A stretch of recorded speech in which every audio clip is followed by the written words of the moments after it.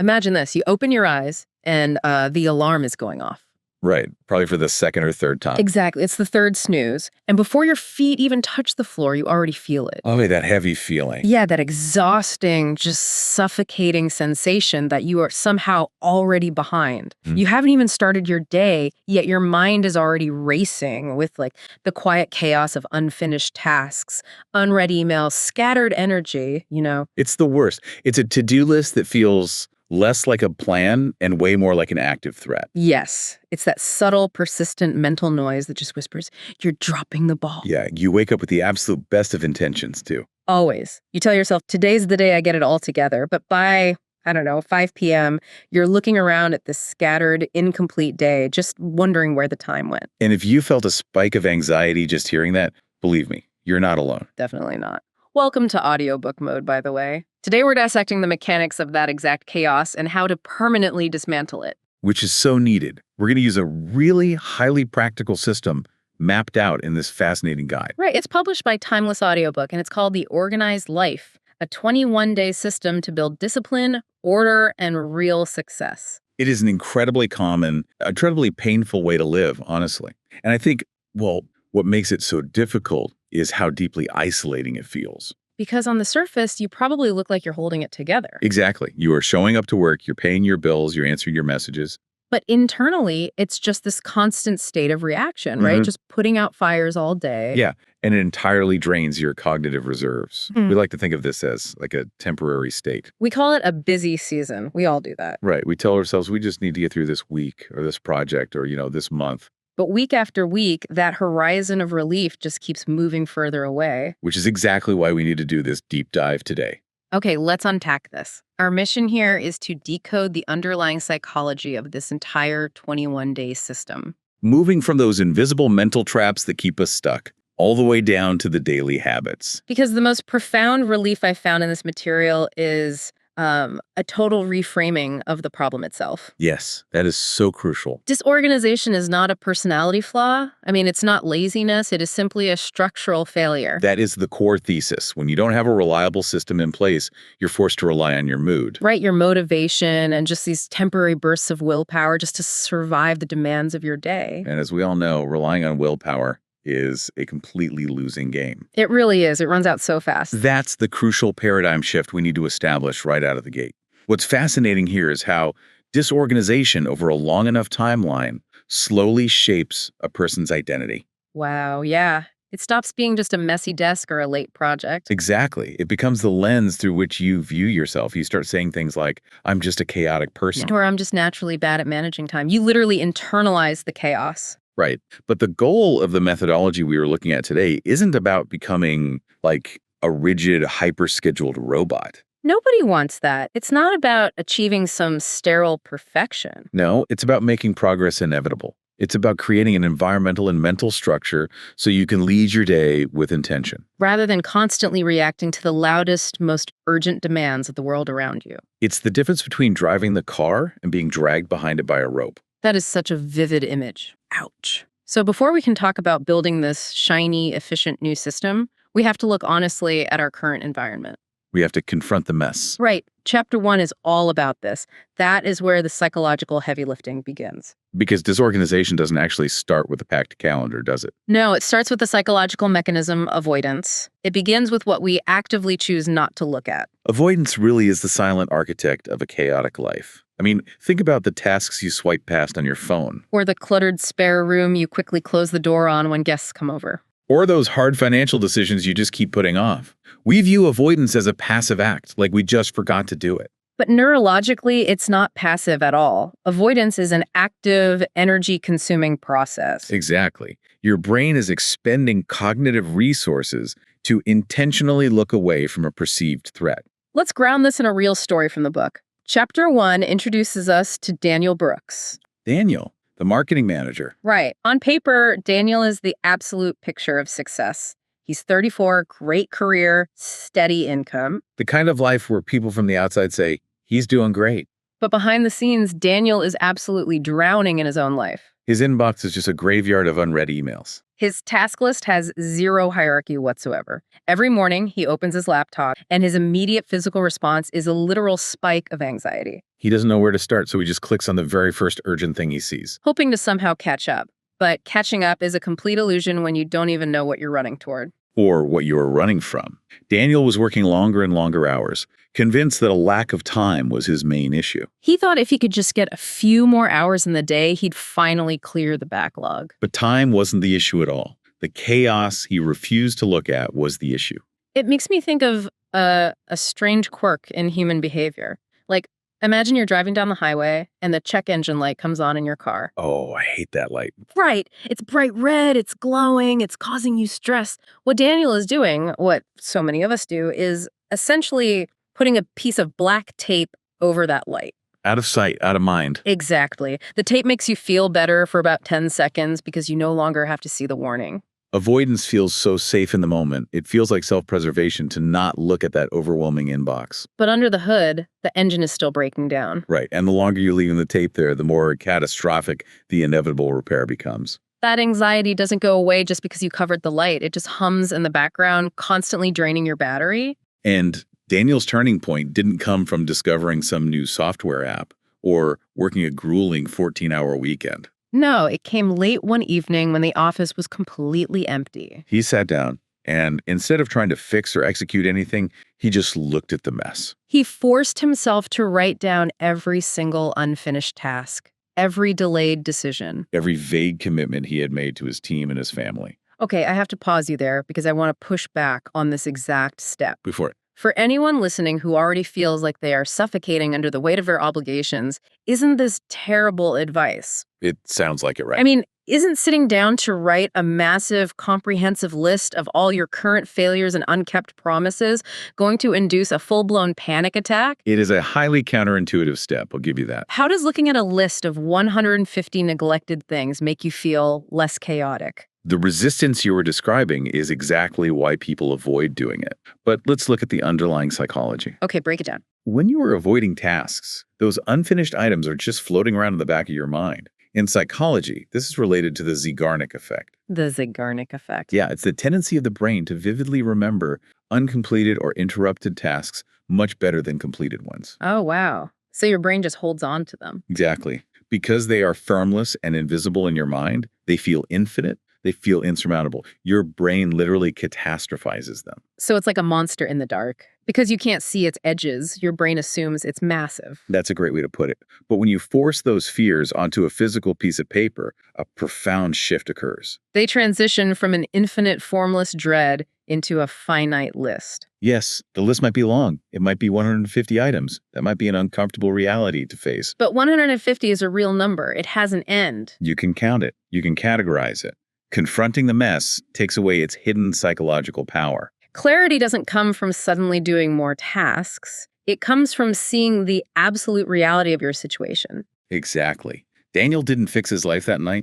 He didn't cross a single thing off that massive list. But he stopped avoiding it. He created awareness. And that brutally honest awareness is the true day one of reclaiming your life. What is visible can be controlled. I love that. We have to pull the tape off the dashboard. But chapter 2 points out it's not just the invisible mental mess that drags us down. Right. The material transitions from the psychological space directly into the physical space. It makes a really compelling argument that clarity begins with what you literally see with your own eyes. Which brings us to the silent, continuous influence of our physical environment. If we connect this to the broader concept of cognitive load, your physical environment is never just a passive backdrop to your life. No, it is an active, continuous broadcast of information to your visual cortex. Every single object in your line of sight requires a tiny fraction of your brain's processing power to identify and categorize. Right. So when you're sitting in a cluttered, chaotic room, your brain is constantly processing all of that visual noise. It's sending a subtle, continuous physiological message to your nervous system that things are out of control. Unfinished, and disordered. The story of Ethan Cole perfectly illustrates how sneaky this visual friction can be. Oh, Ethan, the remote software developer. You'd think he has the absolute dream setup. No commute, total flexibility working from his apartment. But his reality is a desk covered in old, half-empty coffee cups, tangled charging cables. Random stacks of mail, scattered sticky notes. His bedroom is his office, and the lines between rest and work are totally blurred. And the craziest part of Ethan's story is the physical reaction he has to this space. Yeah, every time he sits down to write code, he feels this invisible heavy wall of resistance. Before he even types a single line, he immediately feels the urge to check his phone, go to the kitchen, or just walk away. Ethan really thought he just lacked discipline. He thought his procrastination was a deep-seated character flaw, right? He thought he just needed to grit his teeth, play some focus music, and try harder. But his environment was actively fighting his intentions. Let's look at the mechanics of what was happening in his brain. When he sat at his desk, his brain wasn't just seeing a desk. It was seeing a coffee cup and silently registering, I need to take that to the dishwasher. It was seeing the mail and registering, I need to pay that bill. Every single item was an open loop. Demanding a micro decision. It's like trying to have a deep philosophical conversation at a loud, heavy metal concert. Right. You might be able to do it, but your brain is expending an enormous amount of energy just filtering out the screaming guitars. And the drums, just so you can hear the person across from you. Ethan was exhausting his willpower, just trying to ignore his desk. That's a perfect analogy. Yeah. His solution wasn't what most people do. Right. He didn't go to a minimalist luxury furniture store and spend thousands of dollars on a perfectly aesthetic, Pinterest-worthy desk setup. No. One morning, he just stopped trying to force the work. He looked at his desk and realized it was a hostile environment. He spent less than an hour clearing it, just threw away the trash, bundled the cables out of sight, and removed every single object that was not absolutely essential for writing code. And the impact wasn't subtle, it was immediate. When he sat back down, the visual noise was gone. The screaming guitars were turned off. Because there is no neutral ground when it comes to your space. Every single object around you is either actively supporting your focus or silently destroying your discipline. Exactly. A clear, empty surface removes the friction of starting. It communicates a very specific directive to your brain. This is a place for action, not a place for sorting through the debris of the past. I love that quote. And Ethan maintained this by simply implementing a strict rule. Taking 5 minutes at the end of every workday to reset the desk to absolute zero. It's like giving a gift to your tomorrow self. Okay, so let's synthesize this first phase. We pull the tape off the check engine light by writing down the terrifying list of things we are avoiding, bringing them out of the infinite dark and into the finite light. Then we ruthlessly clear the physical surfaces around us so our visual cortex stops panicking at the clutter. Now the space is clear and the mind is aware. You might naturally feel a massive burst of inspiration. Oh yeah, you feel like you can conquer the world. But here is where Chapter 3 takes a massive swing at the entire self-help industry. Because it warns us. Yeah. That feeling of motivation you have right now is a total trap. It really is a profound challenge to conventional wisdom. We live in a culture that absolutely worships motivation. It is sold to us as the ultimate fuel for success. We are told that if we just find our why, if we just watch the right hype video or listen to the right speaker, we will finally have the drive to change our lives. But the truth bomb here is that motivation is completely unreliable. We have to stop relying on it entirely and replace it with a system. If we look closely at what motivation actually is, it is simply an emotion. And like all human emotions, it is deeply transient and wildly unpredictable. Exactly. Your level of motivation on any given Tuesday is tied to a chaotic web of variables. Like how many hours of deep sleep you got, your blood sugar levels, the weather outside. Or a random passive-aggressive comment a coworker made, or just the amount of caffeine in your bloodstream. If your ability to execute your daily goals depends on all of those stars perfectly aligning so that you feel like it, you are building a house on a fault line. Highly effective people do not rely on motivation. They rely on systems that explicitly do not ask them how they are feeling. This brings in the story of Marcus Reed from Chapter 3. He's a fitness trainer. Now, you would think a fitness trainer is the absolute epitome of motivation, right? Pumping people up, shouting encouragement, pushing through the pain. That is literally his job description. But Marcus was deeply struggling behind closed doors. He could expertly guide his clients through brutal workouts. But his own personal routines were completely falling apart. He'd wake up late, skip his own training, and make that classic promise. I'll get back on track tomorrow when I feel more rested. He kept consuming motivational content, trying to hack his own brain to hype himself up. but the pattern of failure always returned. Marcus was trapped because he was asking the wrong question. He kept asking himself, how do I stay motivated?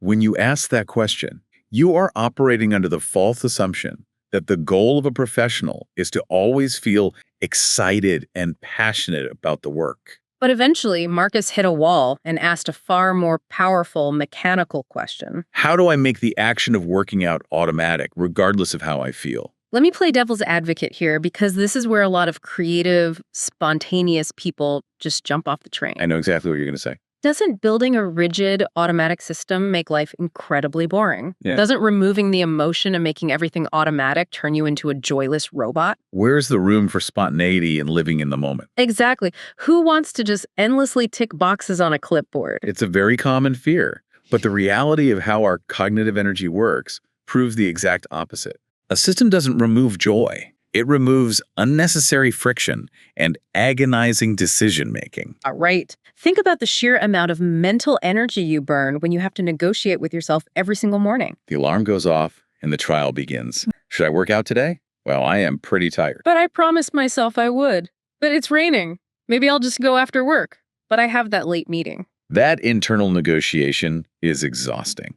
By the time you finally drag yourself out of bed, you've already depleted a massive portion of your daily willpower. You aren't becoming a robot by using a system. You are simply allowing your baseline intentions to operate on autopilot. This preserves your highest cognitive energy for the things that actually require creativity, joy, and presence. So for Marcus, when he finally built a simple daily structure, putting his gym clothes right next to a loud alarm clock across the room, Committing to a fixed wake-up time and following a pre-written workout plan. he didn't need to hype himself up anymore. He didn't need a motivational speech. He just had to follow the sequence. He traded the exhausting hype for the quiet flow of execution. Precisely. The system simply dictates the next physical action. It bypasses the emotional negotiation center of the brain entirely. Which perfectly sets up the anchor of this entire system in Chapter 4, the non-negotiable morning. The material argues that the first hour of your day is a sacred window of control that belongs entirely to you. But if you don't aggressively claim it, the outside world will gladly claim it for you. A weak, reactive morning mathematically guarantees a reactive, scattered day. The first hour of your day sets your neurological and psychological baseline, We all experience something called the cortisol awakening response. right? Yes, our bodies naturally spike stress hormones to pull us out of sleep. We wake up biologically agitated. If your very first action in that vulnerable state is to reach over to your nightstand, grab your phone, and start scrolling, Through social media, reading urgent emails, or checking the global news, you are immediately pouring gasoline on that stress response. you are inviting hundreds of external demands, crises, and opinions into your brain before you have even consciously decided what your own priorities are. You are starting your day totally on the defensive, which is exactly what we see with Ryan Mitchell. The freelance writer. Ryan's story is brutally relatable. He would wake up, grab his phone while still lying in bed, and tell himself the classic lie, I'm just going to do a quick check to see if anything urgent came in. We all know the quick check. 30 minutes later, he is deep down an internet rabbit hole, reading arguments between strangers on a social platform. By the time he actually gets out of bed and sits down at his laptop to write, his mind is already fragmented. His dopamine baseline is skewed, his energy is depleted, and a deep sense of guilt has already set in. He literally felt like a failure before he even ate breakfast. And that guilt has a compounding effect. Because he feels guilty and scattered, the friction to start his deep work is now massive. So he pushes his writing, the singular task that actually pays his bills, and advances his career later and later into the afternoon. But notice the pivot Ryan makes here. His transformation didn't require him to become one of those extreme productivity gurus. He didn't force himself to wake up at 4 a.m., run a half marathon, and meditate for an hour. He instituted one incredibly simple, inflexible rule. Absolutely no screens for the first hour of the day. Now, since we all know we shouldn't look at our phones in bed, that's basically productivity 101 at this point, let's look at why we still do it anyway. And why Ryan's shift was so vital.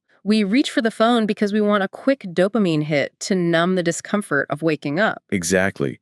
But Ryan replaced that numbing mechanism with a quiet, low dopamine anchor. He didn't try to force himself to write a masterpiece in that first hour. He didn't set a grueling goal of 2,000 words before 8 a.m. He just focused on a predictable, distraction-free start. He woke up, drank a glass of water, made his coffee, and sat with his thoughts. The goal wasn't high-level excellence. The goal was simply claiming ownership of the start line. The morning routine does not need to look like a Silicon Valley billionaire's extreme biohacking protocol. It just needs to be an intentional, protected space. When Ryan removed the digital noise and the early morning indecision, he found that his willpower was entirely preserved for his writing. He wasn't spending his morning reacting to the world. He was preparing to act upon it. So let's look at where we are. We've cleared our physical space of visual friction. We've externalized the mental mess onto paper. We've stopped waiting for the magical motivation fairy to arrive, and we've locked down a calm, low-dopamine morning anchor. We are feeling incredibly in control. But chapters 5 and 6 warn us that the rest of the day is a complete minefield. It is vulnerable to 1,000 tiny cuts. We have to violently defend the hours we've just reclaimed. This brings us to the insidious nature of time killers. The reality of modern life is that time is rarely lost in dramatic, obvious ways. You don't usually lose a whole day because of one massive crisis. Your time disappears quietly, evaporating in harmless-looking 5-minute increments that disguise themselves as well-deserved breaks. I'll just check Instagram for a second. Let me just quickly reply to this Slack thread that has absolutely nothing to do with my project. We've all been there. The material introduces us to Kevin Turner, a high-level sales executive. Kevin is the archetype of the modern hustler. He always looks busy. He is constantly on his phone, always speed walking through the office, always rushing to the next thing. But his actual sales results are abysmal. He's dropping the ball on crucial client follow-ups, missing minor details in contracts. His performance is seriously slipping. Kevin had fallen into the ultimate corporate trap, believing that the appearance of busyness is the exact same thing as effectiveness. He genuinely believed his problem was that there weren't enough hours in the day. But when he was forced to conduct a rigorous time audit tracking every single minute of what he actually did, rather than what he planned to do, the horrifying reality of his day was exposed. In between his important sales calls, he would take a quick scroll on a news site to decompress, which easily turned into 15 minutes. He would immediately respond to every non-urgent ping on his desktop, constantly shattering his own workflow. And here is the hidden mechanism that makes this so destructive. The danger isn't just the lost 15 minutes on the clock. If you lose 15 minutes to scrolling, you haven't just lost a quarter of an hour. You have entirely broken your focus. And the cognitive energy required to rebuild that focus is immense. It's like driving a massive heavy freight train. You get the train up to top speed, cruising along, but then you slam on the brakes to look at a 5-minute distraction. When you turn back to the work, the train doesn't instantly resume top speed. It takes immense fuel and time to get that massive momentum going again. In cognitive psychology, this is known as attention residue, isn't it? Yes, when you shift your focus from a deep, complex task to a shallow, highly stimulating distraction, like a social media feed, your brain doesn't completely transition. It leaves a residue of attention behind on the distraction. So when you try to return to the complex contract or a difficult code, a portion of your brain is still actively processing the bright, shiny distraction. It can take upwards of 20 minutes to fully re-engage with a difficult task after a single interruption. So Kevin's 5-minute distraction was actually costing him a half hour of true, deep productivity. Once Kevin identified these specific time killers and started building fortified blocks of focus, literally putting his phone in a drawer in another room, Turning off all non-essential notifications, something miraculous happened. he didn't magically bend the laws of physics and get a 26-hour day. He simply regained the hours he was actively bleeding out through 1,000 tiny cuts. And let me tell you, recovering lost time feels profoundly different than just working longer. It feels like sudden, weightless forward momentum, but regaining that time introduces a dangerous new trap. Kevin found those lost hours, but suddenly you just have more time. And if you aren't careful, you will simply fill that newly recovered time with more useless busy work. Which forces us to confront the core philosophy of Chapter 6, deciding what actually matters. Because once you stop killing time, you look around and realize you still have a to-do list with 1,000,000 items on it. And the material hits us with a brilliant, sobering thought. When everything feels important, nothing truly is. This is perhaps the most difficult psychological hurdle for high achievers. It raises an uncomfortable question. How many of your daily tasks are just filling the void? How many things on your list are only there because someone else put them there, or because checking them off gives you a cheap hit of dopamine? Even though they do not move the needle on your actual long-term goals at all, enter Jason Miller, an overwhelmed project manager. Jason is drowning in administrative tasks, daily alignment meetings, and endless email chains. He's running around solving everyone else's micro problems all day long, But the deep work, the actual strategic high-level planning that his job title dictates he should be doing, constantly gets pushed to a vague later. I compared Jason's situation to driving cross country and trying to find a good radio station. You are turning the dial, and all you hear is intense, overlapping static. You hear fragments of 5 different songs, loud voices and fuzz. What Jason is trying to do is listen harder. He's turning up the volume on the static, hoping it will make sense. But you don't need a louder radio. You need to definitively tune out the static and lock onto the single, clear frequency. Jason's turning point required him to apply a ruthless filter to his professional life. He looked at his massive list of responsibilities and asked, what actually matters? What are the vital few tasks that generate 80% of my results? He realized that only a tiny fraction of his daily frantic activity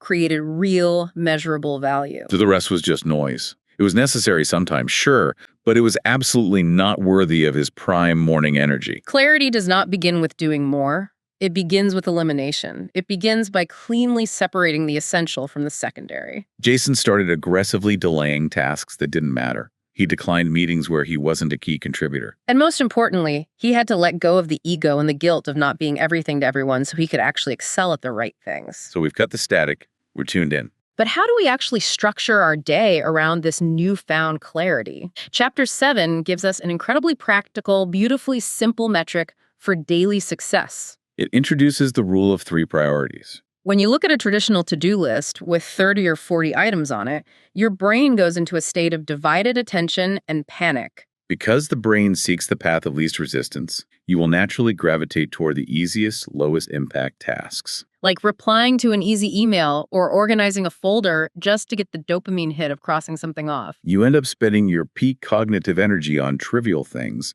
while the massive, difficult projects loom over you. Which is exactly the trap Chris Bennett was caught in. Chris is a team leader, and his massive to-do lists were a source of constant low-grade dread. He's always communicating, always available, always knocking off little tasks, but his major quarterly projects are completely stalled. His fix was to implement a forced constraint. Every single morning before checking a single email, he asked himself one clarifying question. If I could only complete 3 things today and nothing else, what 3 things would make this day a definitive success? That forced constraint is brilliant because it forces you to evaluate the true impact of a task over its perceived urgency. You are proactively deciding, before the chaos of the day begins to dictate your actions, exactly what victory looks like. Hold on, I have to ask the question that I know everyone listening is currently screaming at their speakers. What happens to the other 27 things on the list? Yes. Are we just pretending they don't exist? Because my boss, my clients, and my spouse definitely know those other 27 things exist. It's a vital question.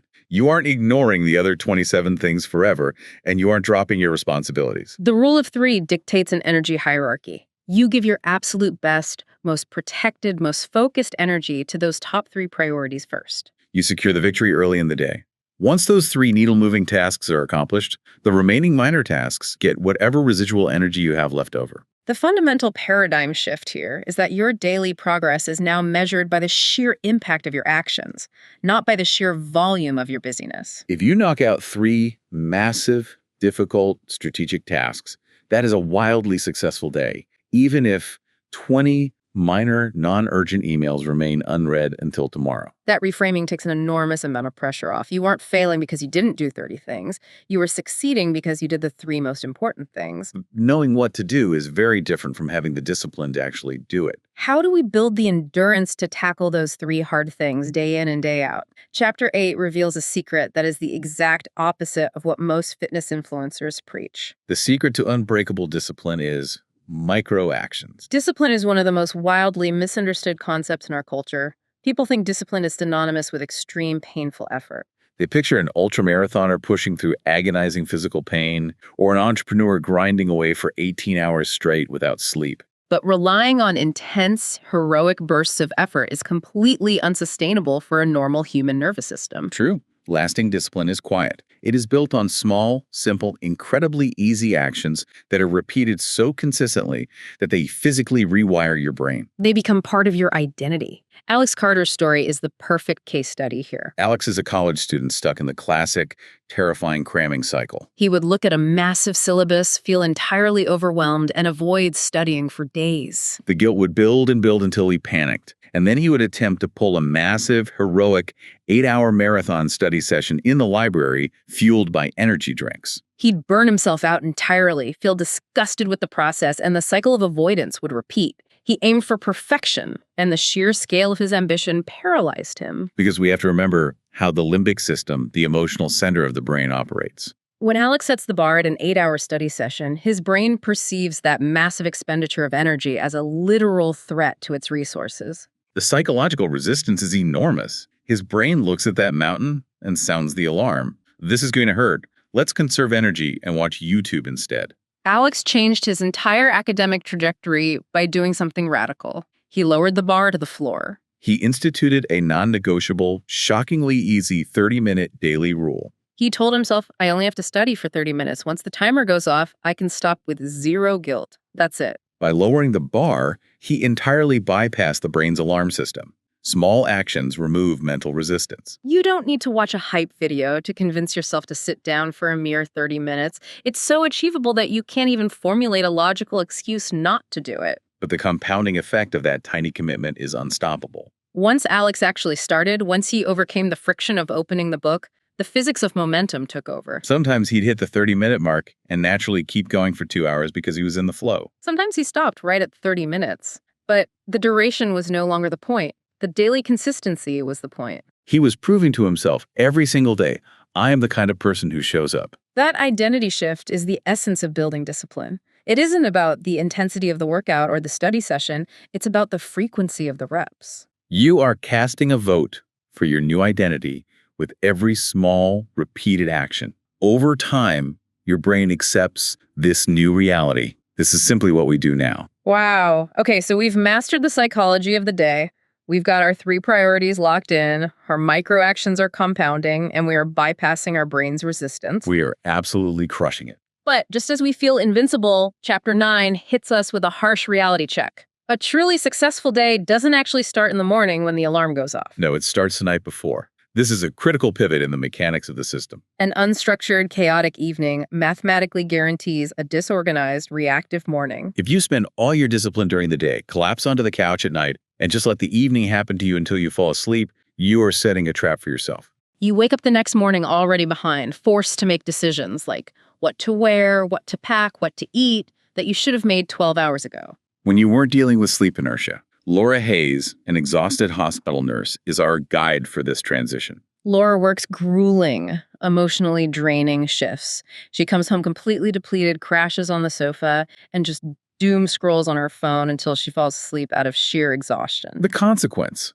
the next morning is a frantic, cortisol-spiking scramble. She's searching for her clean uniform, hunting for her car keys, trying to remember what groceries she needs to buy after work. She is starting her high-stress medical job already completely stressed out. Laura firmly believed that her unpredictable, intense work schedule was the enemy. She thought chaos was just the price of her profession, but the real enemy was how she was utilizing the small, crucial window of time she did have total control over, the hour before sleep. Her solution was almost suspiciously simple: a 15-minute intentional evening routine. Not an hour of yoga and journaling, just 15 focused minutes. She laid out her uniform, packed her work bag, placed her keys by the door, and quickly reviewed her top 3 priorities for the next day. Then she put her phone on the charger across the room 30 minutes before she planned to sleep. That's it. But I love how we need to frame this mentally. Doing this isn't about being a productivity machine. It is the ultimate act of self-compassion. You are literally taking care of your future self. You're saying, hey,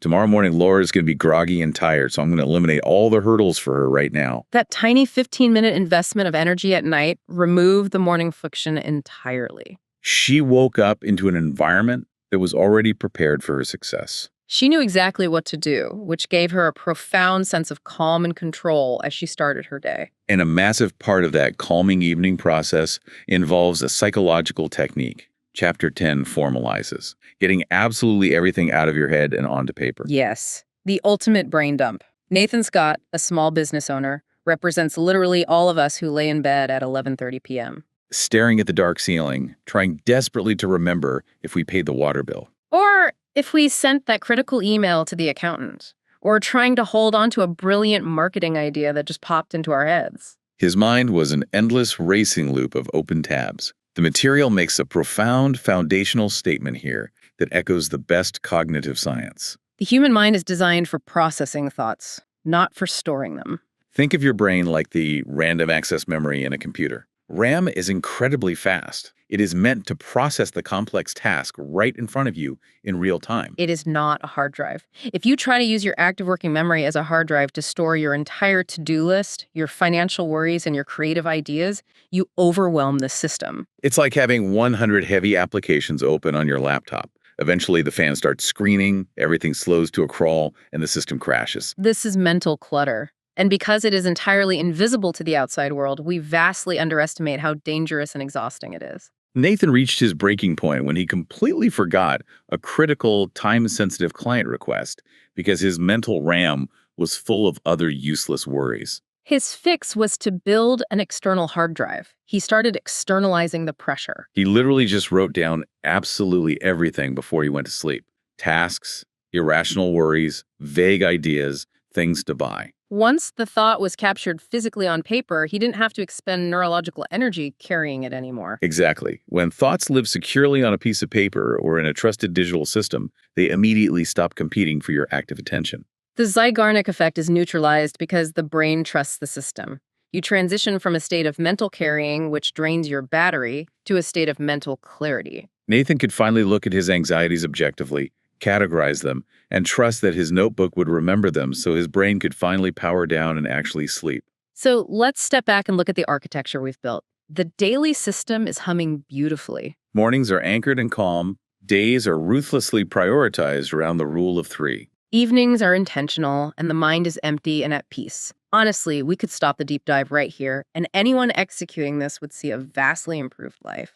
But Chapter 11 goes deeper. It forces us to look at the macro view. How do we preserve our energy over the long haul? How do we prevent ourselves from drifting back into chaos a month from now? This is where we must tackle the biology of decision fatigue. Every single choice you make in a day, from deciding what to eat for breakfast, to choosing which shirt to wear, to figuring out how to word a delicate email response, draws from the exact same finite well of mental energy in your brain. Willpower and decision-making capacity are depletable physical resources, largely tied to glucose levels in the brain. By the time you get to the late afternoon, your decision battery is severely drained. You start making poor, impulsive choices, delaying important work, and seeking immediate comfort simply because your brain is physically tired of evaluating options. It reminds me of that famous psychological study on judges granting parole. Oh, the one about the time of day. Yeah. The study showed that judges were far more likely to grant parole to prisoners early in the morning or right after a food break.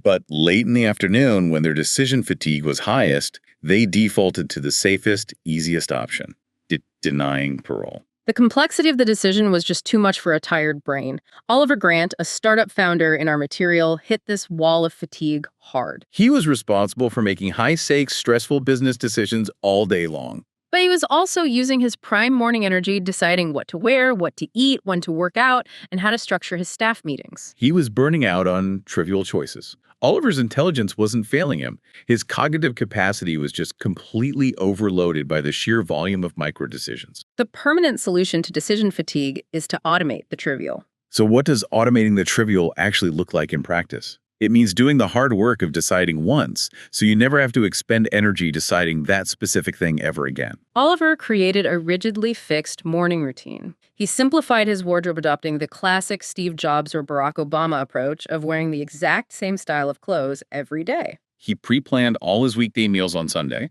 by permanently removing the need to decide what to eat, what to wear, or when to exercise. He preserved an enormous amount of cognitive energy. He hoarded that energy for the massive business decisions that actually moved his company forward. He automated the trivial to violently protect the essential. But here's the reality of any system, no matter how perfectly designed. Over time, a system will naturally start to drift. Entropy is a law of the universe. Life throws unexpected curveballs, your professional priorities shift, emergencies happen. And suddenly, the rigid daily system isn't working as seamlessly as it used to. This is why Chapter 12 introduces the vital concept of the weekly reset. The weekly reset is the steering wheel of this entire 21-day methodology. David Clark, a high school teacher, is our example here. David was doing all the right daily things. He had his habits dialed in.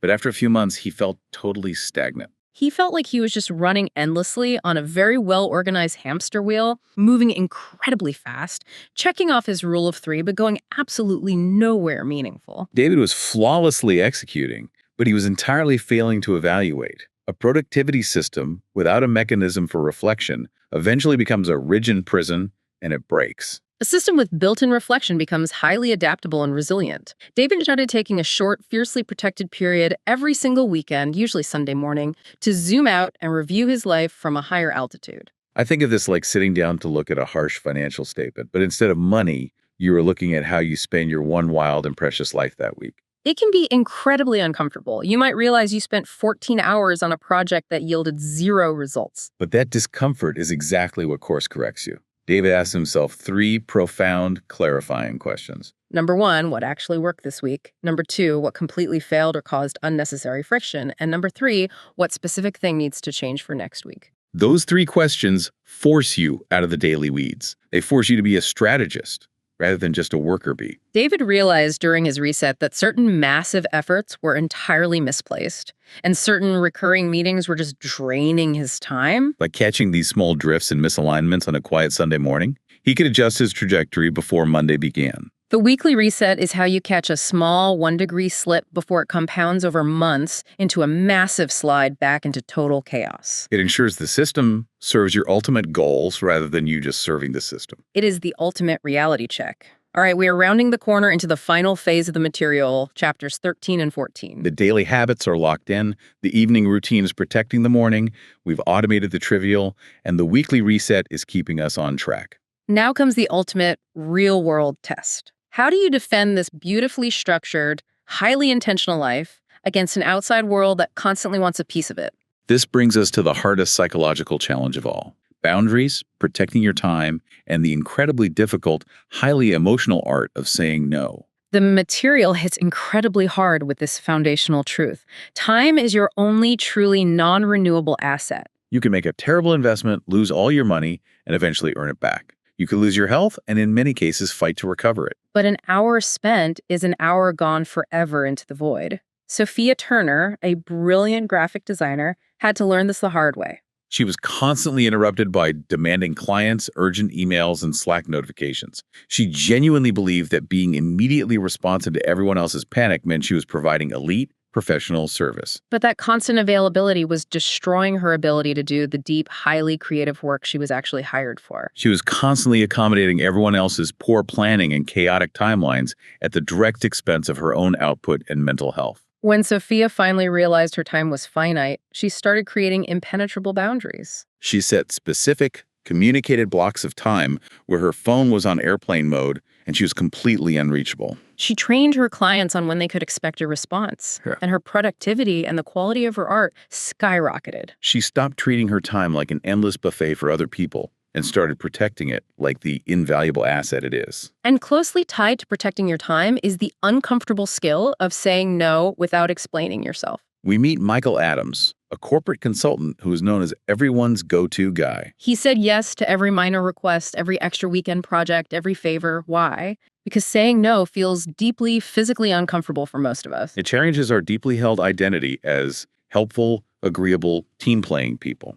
From childhood, we are socially conditioned to be accommodating. We are terrified of disappointing anyone or causing conflict. I have to interject here because for a lot of people, especially natural people pleasers, saying a flat no to a colleague or a friend feels incredibly selfish. It feels aggressive. It feels like you are actively letting the team down. That guilt is the great illusion of the people pleaser. You operate under the assumption that a yes is always a kindness. But an overcommitted, resentful, exhausted, half-hearted yes serves absolutely no one. When you say yes to everything, you spread yourself so thin that you end up delivering subpar work across the board. You miss deadlines, you drop details, and you burn yourself out. Establishing boundaries isn't about aggressively rejecting people. It's about ruthlessly protecting your energy so you can actually fulfill the deep commitments that matter most to you and your family. We have to remember this equation. Every single yes you give to someone else's minor emergency is a silent, immediate no to your own deep priorities. That is an absolute gut punch. Yeah. Every yes to their chaos is a no to your own peace. Michael Adams had to learn to just say no, clearly, professionally, and respectfully without writing a rambling 3-paragraph apology email explaining his entire schedule and making excuses. He just said, I don't have the capacity for this right now. And guess what happened? The sky didn't fall. The world didn't end. His professional relationships didn't crumble into dust. In fact, people actually respected his boundaries more, and he entirely reclaimed ownership of his life. Which perfectly brings us to the culmination of this entire journey in Chapter 15, Day 21, Order over Chaos. By the time you reach this point, after consistently applying these mechanics for 3 weeks, a profound neurological shift has occurred. You aren't just doing organized things anymore. Yeah. You aren't just white-knuckling your way through a checklist. You are fundamentally becoming an organized person. That identity shift is the ultimate destination. Consistency turns effort into identity through the power of neuroplasticity. When you first start this process, it feels like agonizing work. You have to force yourself to confront the messy desk. You have to fight the urge to grab the phone in the morning. You sweat through the discomfort of saying no. But after continuous, dedicated application, your brain forms new, highly efficient neural pathways. The physical environment now actively supports you. The massive friction of starting is gone. You no longer need to rely on that fleeting emotion of motivation to maintain the system. The system now maintains you. You become the system. It is your unshakable foundation. And I want to highlight the immense grace that this methodology offers at the very end. It acknowledges human reality. It says that if you drift, and you will drift, because emergencies happen, grief happens, life happens, you don't panic. You don't throw the entire notebook away, declare yourself a chaotic failure, and slide back into the darkness. You just return to the system. You just do the very next right thing. You clear the desk. You write the list. True discipline has actually created total freedom. Because you now know the exact path back out of the woods. You have the tools. You have the precise awareness of your own psychological traps. You are no longer someone desperately trying to get things together. You are someone who lives with intentional order, who catches the drift early, and who leads their life rather than reacting to it. It is a phenomenal total transformation from where we started today. We have covered an immense amount of ground. From understanding the fight-or-flight response of avoidance and clearing the visual friction of our environment, to replacing the flimsy trap of motivation with cold, reliable systems. We talked about defending the biological baseline of the first hour, hunting down the invisible time killers, and ruthlessly cutting the noise to find the signal. We unpacked the psychological power of the rule of 3, the identity-shifting magic of micro-actions, and how a 15-minute act of self-compassion at night can save your entire next morning. We emptied our mental RAM onto paper, automated our trivial choices to fight decision fatigue, built a weekly reset to course correct, and finally learned the liberating power of a confident no. It is a comprehensive, deeply psychological blueprint for reclaiming your human potential. The individual pieces are deceptively simple, but when stacked together and executed consistently, they create an absolute fortress of focus. And that brings us to the end of our deep dive. I want to leave you, the listener, with one final, deeply personal thought to mull over as you go about the rest of your day. We spend so much of our finite lives waiting. We wait for a massive, magical wave of motivation to finally arrive and change everything. We think, one day, when things calm down, I'll just wake up and feel ready to become the person I want to be. But what if the life you've always wanted isn't waiting on motivation at all? What if it never was? Exactly. What if that life is just waiting on a pen, a piece of paper, and a firm, unapologetic decision about what you are going to do with your very next hour? The next time you open your eyes and the alarm is going off and you feel that heavy, suffocating weight of the day pressing down on your chest. Remember that the chaos is not mandatory. You do not have to wake up behind anymore. You have the tools. You understand the mechanics. Now you just have to start.